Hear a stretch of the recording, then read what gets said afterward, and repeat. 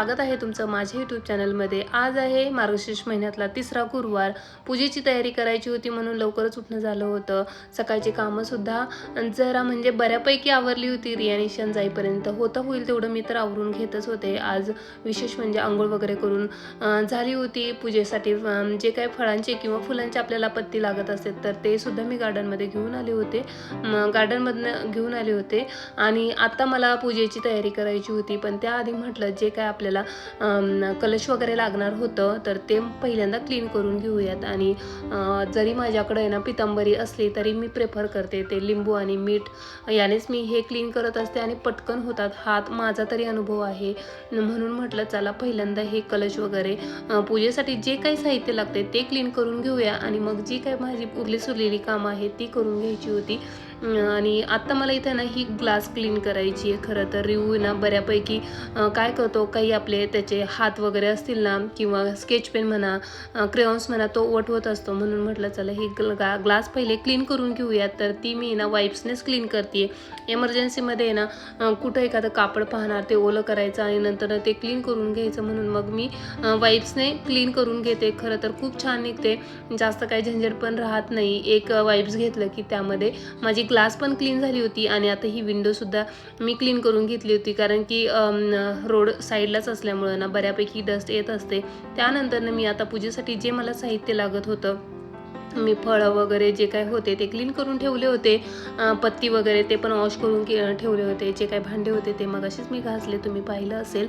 तर आता मी ही साडी घेतली होती आणि लास्ट टाइम मी जी काही पूजा मांडली होती ना ती खूप साधी सिंपल अशी मांडलेली, कलश वगैरे फक्त।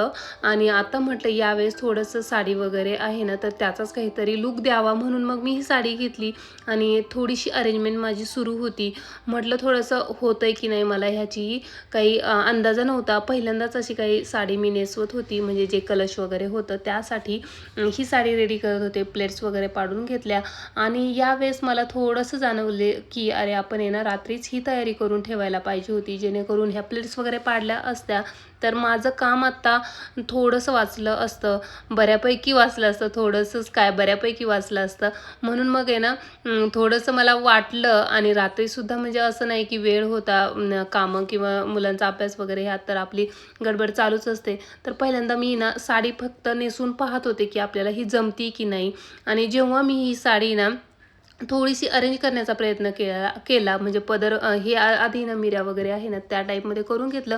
आणि ज्यावेळेस मी पदर करायला गेली ना तर त्यावेळेस मला कळालं की जे खालची बाजू आहे ती बॉर्डर खूप मोठी आहे आणि ती काही व्यवस्थित होत नाही। म्हणजे पदर आणि ती खालची बॉर्डर तीच इतकी पुढे येऊन जाते ना तर एकसारखा लुक दिसतोय, कॉन्ट्रास्ट असं काही दिसत नाही, इतकं काही छान वाटत नाही। म्हणून ती साडी मी ठेवून दिली आणि नंतर ना परत ही छोटी बॉर्डरवाली साडी घेतली आणि त्याच्याच आता परत प्लेट पाडायला सुरुवात केली। ही साडी थोडी कॉटन नव्हती, थोडी सुसुती होती, म्हणून त्या काय प्लेट्स राहत नव्हत्या।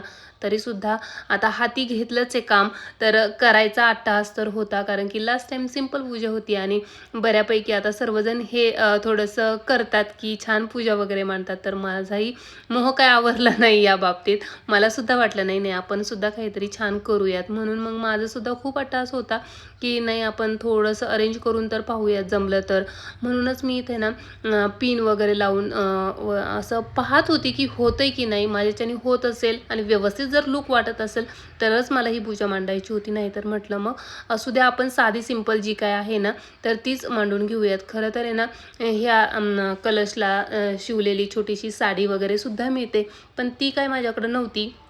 यूट्यूबला 2-3 व्हिडिओ मी पाहिले होते की असंही आपण करू शकतो, म्हणजे आपल्याकडं जी साडी आहे ना तर त्याची साडी आपण नेसवू शकतो देवीला। मुखवटा तर एक वर्षी मी ना घेतलेला, म्हणजे आता 2 वर्ष होतील, त्याच वेळेस मी घेतला होता ऑनलाईनच। तर आता म्हटलं थोडंसं आहे मुखवटा वगैरे आपल्याकडे, ज्वेलरी तर असतेच, तर हे साडीचंही थोडंसं अरेंज करूयात, म्हणूनच मग माझं इथं थोडंसं चाललं होतं। आणि आता थोडंसं मला छान वाटलं आणि त्याच वेळेस मी ठरवलं की नाही नाही आपण असंच काहीसं बनवूयात। म्हणून म्हटलं तांब्या पण ठेवून पाहते आणि नंतरनं मला छान वाटलं. म्हणजे पुढूनचा काय लूक होता तो आवडला म्हणून म्हटलं चला आता बाकीचीही आपण अरेंजमेंट करून घ्यायला पाहिजे होती. मला मुखवटा आणि पाहता म्हणजे मी खूप शोधला पण मला काही तो सापडतच नव्हता. तर आता हे असं मांडून मी तर गेली होती ते मुखवटा शोधण्यासाठीच. बऱ्यापैकी पसारा काढल्यानंतरनं मला फायनली तो मुखवटा सापडला. कारण की आता लास्ट इयर मी ठेवून दिला होता आणि त्यानंतरनं मला काही आठवत नव्हतं की तो कुठं ठेवला आहे. पूजा वगैरे मांडली, सर्व काही झालं होतं माझं. खरं तर फक्त कथा वाचायची राहिली होती. रिहूचा टायमिंग झाला होता स्कूलचा. मग त्याला पहिले घेऊन आले आणि नंतरनं म्हटलं कथा वगैरे रेडी होऊन वाचूयात. कारण की आत्ता मला इतका वेळ मिळाला नव्हता. फक्त माझी पूजा वगैरे मांडून झाली होती. रिहूला घेऊन आले तर त्याचा थोडासा चेहरा पडला होता. कारण की तो बोलत होता मला थोडंसं दुखतंय. कारण की त्याला आहे ना थोडंसं अल्सर आल्यासारखं झालं होतं. कारण की गोड खूप खातोय. थोडंसं तोंड आलं होतं मी पाहिलं तर. ठीक आहे म्हटलं. मग त्याला थोडंसं नादवलं. आता यावेळेस मी त्याला फोन दिला होता थोडासा पाहण्यासाठी आणि त्याचा खूप हट्ट होता की 5 मिनटं 2 मिनटं असं त्याचं सुरू होतं. तर जरा माझं काम आवरेपर्यंत म्हटलं ठीक आहे तू बघ. आणि मला ही ज्वेलरी अरेंज करायची होती. जेव्हा मी लग्नाला गावी गेले ना त्यावेळेस पूर्ण मिसमॅच होऊन गेलं होतं. कोणत्या बॉक्समध्ये काय आहे हेही मला सापडत नव्हतं. आणि त्यामध्ये हा एक बॉक्स पण तुटलेला होता. त्यातली ज्वेलरी कुठं ठेवायची हाही प्रश्न होता. बऱ्यापैकी मला अरेंजमेंट करायची होती. माझं असं होतं की आजच्या दिवशी मी ना ॲटलीस्ट फक्त सेपरेट तरी करून ठेवते. बँगल्स एका ठिकाणी किंवा जे काही ट्रॅडिशनल आहे ते एका ठिकाणी, झुमके असतील ते एका ठिकाणी, टॉप्स वेअर असतील तर ते वेगळे. असं फक्त सेपरेशन करायचं होतं. कारण की गावावरून आल्यानंतर पाहताय तुम्ही आत्ता मी ह्या ज्वेलरीच्या बॅगा खोलते. तेही मला देवीला वगैरे ज्वेलरी पाहिजे होती. त्यासाठीच मी बरीच उचकापाचका करून आहे ना पूर्ण अस्ताव्यस्त केलं होतं. म्हणून मला ही ज्वेलरीचं पहिल्यांदा आज मी काढलं की नाही नाही मला ते आवरूनच घ्यायला पाहिजे असं काहीसं झालं होतं माझं. ठीक आहे म्हटलं चला. जे काय मंगळसूत्र वगैरे होते तर ते मी एका बॉक्समध्ये ठेवत होती. बँगल्स वगैरे होत्या त्या एका बॉक्समध्ये ठेवत होत्या. आणि ह्या बँगलच्या नादात मला आठवलं की रियानला जर बँगल्स खेळायला दिले ना तर थोडासा तो नादी लागेल आणि फोन पाहणार नाही. म्हणूनच मी त्याला आहे ना ज्या कलरफुल बँगल्स होत्या माझ्याकडं तर त्या खेळायला दिल्या. आणि त्याच वेळेस मग माझी ही बाकीची थोडीशी कामं सुरू झाली. कारण की तोही खूप फोन पाहत राहतो मग आणि माझंही काम सुरू असतं. फोन पाहायलासुद्धा म्हणजे त्याला काही फुरसतच भेटत नाही नंतर त्याला खेळायचं नसतं. तर थोडासा जुगाड करून त्याला मी बँगल्स खेळायला दिल्या आणि मी मग माझी इकडची कामंही स्टार्ट केली. आता माझं ज्वेलरीचं जरा सेपरेशन झालं होतं. आता म्हटलं इथलं क्लीन करून घेऊया. कारण की बऱ्यापैकी कचरा आता खाली झाला होता. एकदा का पोछा वगैरे मारला तर नंतरनं मग मला माझं दुसरं काम म्हणजे कथा वाचायची होती तेच करायचं होतं. आता हा ड्रेस मी तुम्हाला यासाठी दाखवते आहे की जो लास्ट टाईम मी वॉश करायला टाकला होता ना तर त्यावेळेस त्याच्यावरती भरपूर असं ब्लॅकिश आलेलं आणि मला असं वाटत नव्हतं की हे निघेल म्हणून. तर मी त्याला जरा रात्रभर भिजत घातला आणि नंतरनं ब्रशनं वगैरे तो इझिली निघून गेला. म्हणून मी खरं तर खूप हॅप्पी होते. कारण की ड्रेस घेऊन फक्त एकदाच ईशाने घातलेला होता आणि त्याच्यावरती ना असं ब्लॅक पूर्ण ब्लॅक झाली ही स्लीव्ज वगैरे आणि बॉटमचा पण बऱ्यापैकी पार्ट आहे ना ब्लॅक होता. तर म्हटलं चला तोही क्लीन झाला. लास्ट टाईम तुम्हाला दाखवलं होतं त्यावेळेचा लुक आणि आत्ताचा लुक असा काहीसा होता. आता मला पूजावर वगैरे तर मी तुम्हाला सांगितलं ऑलरेडी मी मांडलेली होती आणि माझ्या पूजेचा किंवा ह्या देवीचा असा काहीसा लुक होता. खरंच खूप छान दिसत होती. मलाही खूप भारी वाटलं आणि त्याच्यासाठी ना म्हणजे देवीसाठी वेणी वगैरे तर काही घेतली नव्हती. कारण की इतकं मला वाटलंच नव्हतं की छान वगैरे असं मला साडी घालता येईल म्हणून मी ते काही जास्त घेतलं नव्हतं. आणि जे काही फ्लावर्स होते ना येल्लो तर तेच मी असे तिचे वरती अरेंज केले होते आणि अशी छान अशी पूजा मांडली. आता कथा वगैरे वाचून घेऊन नंतर मग आरतीसुद्धा करायची होती. पण आता परतसुद्धा मला वेळ यासाठी नव्हता की मला ईशानला घ्यायला जायचं होतं आणि त्यानंतरनं मग म्हटलं संध्याकाळीच आपण इव्हिनिंगला दिवा वगैरे लावूयात आणि संध्याकाळी परत आपण आरती करूया असं ठरलं. आणि नंतरनं ईशानसाठी मला खिचडी पण बनवायची होती. रिऊ पण बोलत होतं की मम्मा मला भूक लागली. कारण की त्याने मी जी काय टिफिन दिला होता ना तर ती पूर्ण खिचडी खाल्लीच नव्हती. कारण की तो बोलतो की हां मॅम बोलल्या टिफिन बंद करा वगैरे म्हणजे टाईम आऊट झाला असेल त्यांचा म्हणून. तर त्याचं ते काही खाऊन झालं नव्हतं. तर ठीक आहे त्यालाही भूक लागली होती तर गरम गरम खिचडी छान लागेल हाही हेतू होता. खरं तर शेंगदाण्याचा कूट मी करून घेतला. थोडासा कमी वाटत होता. परत मग मला त्याचा कुटाणाच झाला. परत मला तो शेंगदाण्याचा कूट वगैरे बनवून त्या खिचडीमध्ये ॲड करावा लागला. कारण की नुसतंच व्हाईटच दिसत होतं. छान काही वाटत नव्हतं. म्हणजे दिसायलाच ते छान दिसत नव्हतं. म्हणून म्हटलं नाही अजून काही छान लागणार नाही शेंगदाण्याचा कूट मला अजून पाहिजे होता. खरं तर आता ईशानला सुद्धा घ्यायचा टायमिंग झाला होता. रियानचं सुद्धा भूक लागली चाललं होतं. म्हटलं त्यालाही थोडंसं भरवावं आणि ईशानला सुद्धा घेऊन यावं. तर त्यासाठीच मी ना इथं फटाफट व्हायचं असंही नसतं, कारण की मंद आचेवर जेवढी आपली खिचडी छान होते ना तेवढी फास्टमध्ये होतच नाही किंवा त्याची टेस्ट अशी काही इतकी छान लागत नाही. म्हणून जरा स्लोमध्येच माझं मीडियम गॅसवरतीच खरं तर चाललं होतं. मस्त असे शेंगदाणे वगैरे परतून घेतले. जो काय मी पहिले काय करायची ना, याचे हिरव्या मिरचीचे तुकडे वगैरेच टाकत होती.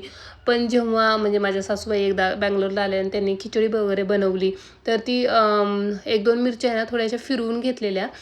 तर ती खिचडी मला जास्त आवडायला लागली. जे की मिरच्या वगैरे आपण कट करून टाकतो ना त्यापेक्षा जास्त ती छान वाटली. म्हणून मग मी आता अशी ट्राय करते. तर खरंच खूप छान लागते. तुमची खिचडी बनवण्याची पद्धत कशी आहे ही मला नक्की कमेंट करून सांगत जा. कारण की कसं ना प्रत्येक भागात वेगवेगळं असतं. तर आता मी या ठिकाणी तुम्हाला सांगते की मला ईशानला घ्यायला जायचं आहे, म्हणून म्हटलं पहिले साडी वगैरे चेंज करते, ड्रेस वगैरे घालते आणि नंतरच माझी बाकीचे जे काही राहिले ना तर ते करून घेते. कारण की कसं होतं ना साडीमध्ये इतकं कम्फर्टेबल वाटत नाही आणि मग दिवसभर म्हणा किंवा आता कामं इतकी मला सुचत नाही असं वाटत होतं. म्हणून म्हटलं चला चेंज करून घेऊया, ड्रेस वगैरे घातला आणि नंतरनं आता हीच खिचडी वगैरे पाहतीये आणि नंतरनं मग ईशानला सुद्धा मला घ्यायला जायचं.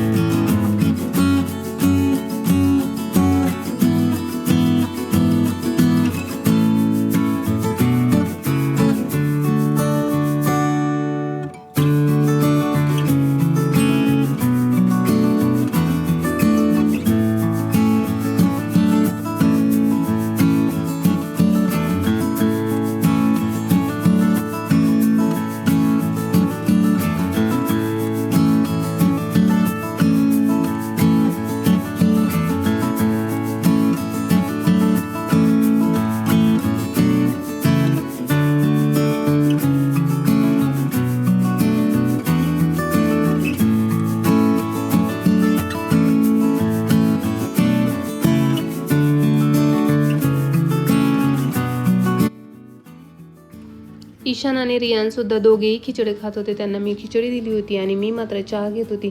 कारण की रियानचं काय असतं ना, मग त्याला खिचडी खायची नसते, त्याला चहा पाहिला की चहाच प्यायचा असतो. आणि असं नाही की 1-2 घोट तो पिऊन ठीक आहे म्हणाल, नाही त्याला मग खूप सर्वच पाहिजे असतो. म्हणून म्हटलं चला आपण किचनमध्ये चहा वगैरे पिऊन घेऊयात, जेणेकरून त्याने नको पाहायला, कारण की त्याने पाहिला की मग त्याला चहा प्यायचा असतो.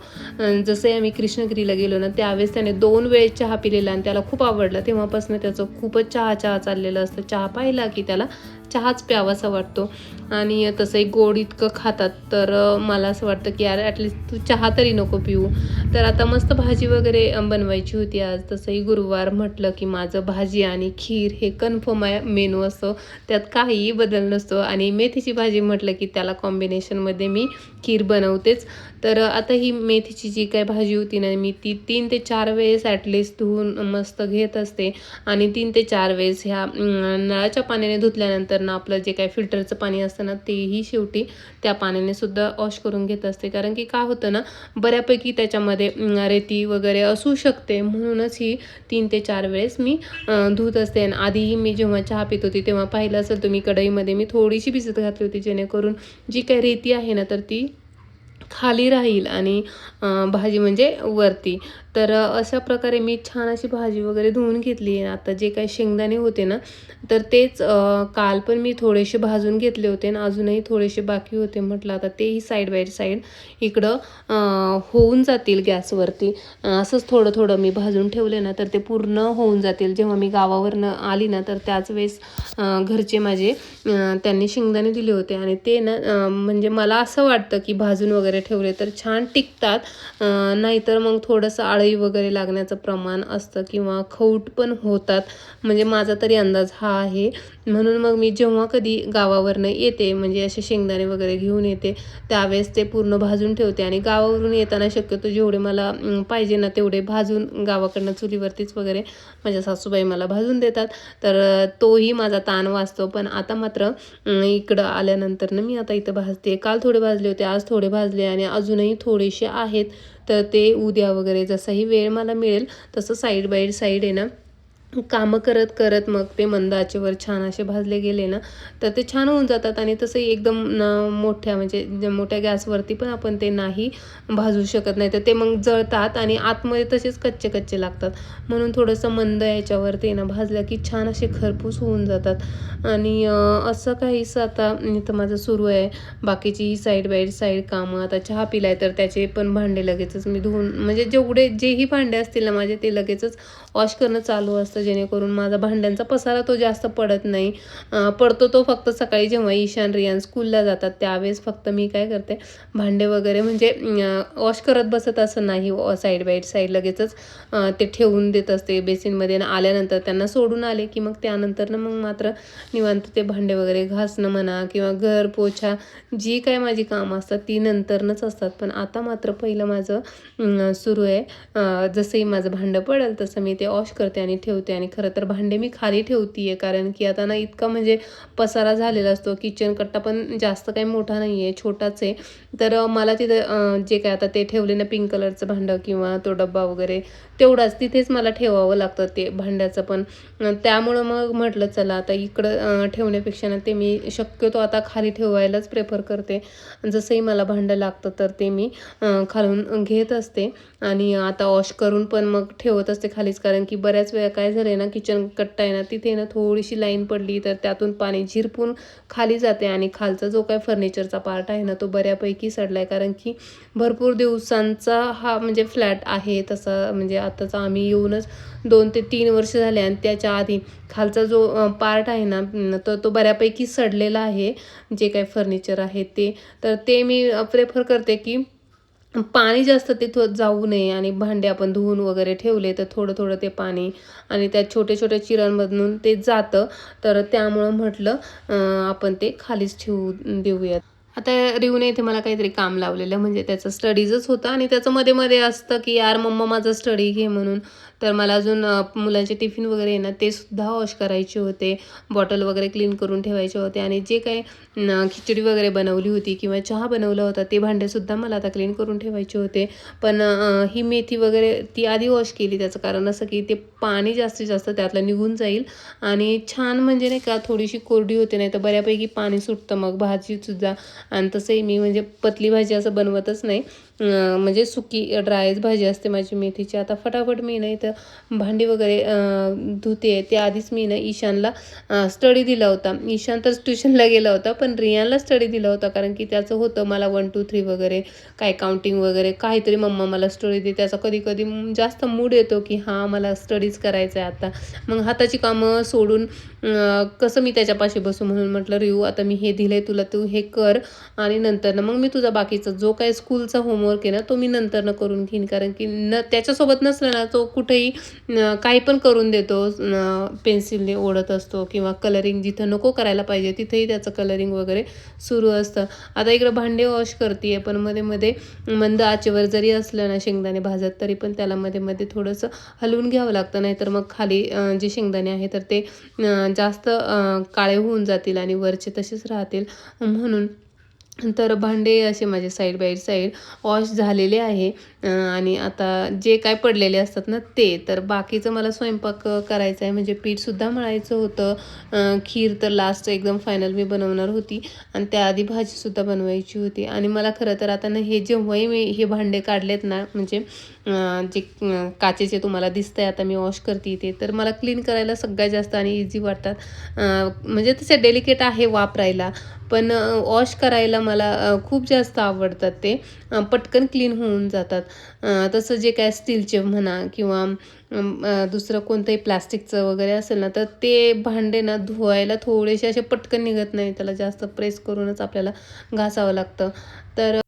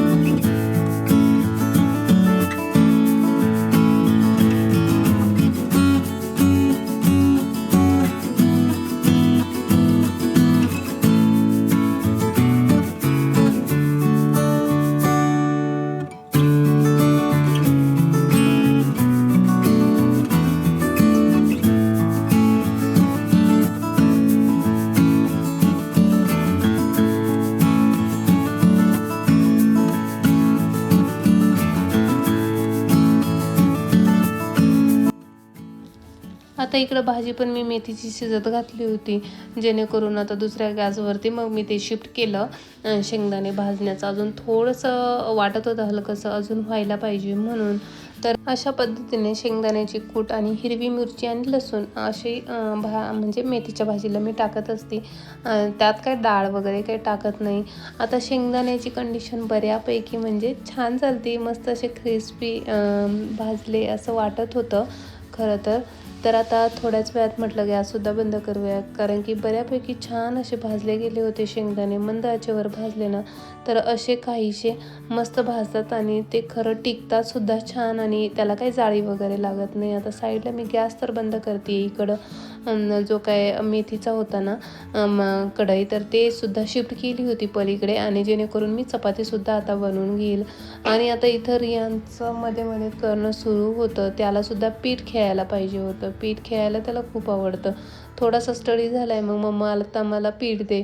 तर असं काहीसं करत आहे ना, त्याला थोडंसं नादी लावत म्हणा किंवा त्याच्याशी गप्पा करत त्याचं मन डायवर्ट करत आहे ना, मी म्हटलं फटाफट चपाती वगैरे लाटून घेऊयात, कारण की आम्हाला आरतीसुद्धा करायची होती. मग मी त्याला सांगत होती की रिऊ आपण आरती वगैरे करूयात आणि नंतर पीठ खेळ. आता आरती करायला ईशांत ऑलरेडी क्लासला गेलेला होता. तो दिवा वगैरे लावून घेतला, अगरबत्ती वगैरे लावली, आणि मी इथे रियानला सांगत होती की रिऊ अशा पद्धतीने हा दिवा ओवाळ, मग मी ना आरती म्हणते.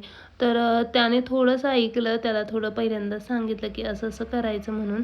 तर व्यवस्थित त्याला बसवलं वगैरे, आणि आता मी आरती म्हणणार होती म्हणूनच त्याला ना थोडंसं सेट केलं की रिऊ तू असं ओवाळ आणि मग मी आरती बोलते. दोन्ही हाताने त्याला खरं पकडायला सांगत होती, पण त्याला ते काही इतकं जमत नव्हतं. तो मध्ये मध्ये माझ्याकडं पाहत होता आणि मध्येच एक हात पण सोडून देत होता. अशा पद्धतीने माझं त्याला सांगणंसुद्धा सुरू होतं इकडे.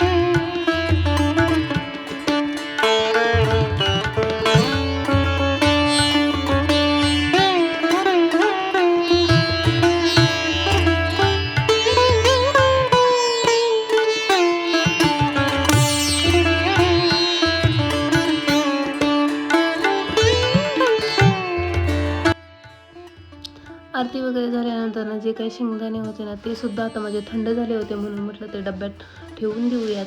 ऑलरेडी डब्बासुद्धा क्लीन झाला होता, तो वाळून वगैरे सुद्धा झाला होता, म्हणून मग त्याच्यामध्ये शेंगदाणे भरून ठेवले.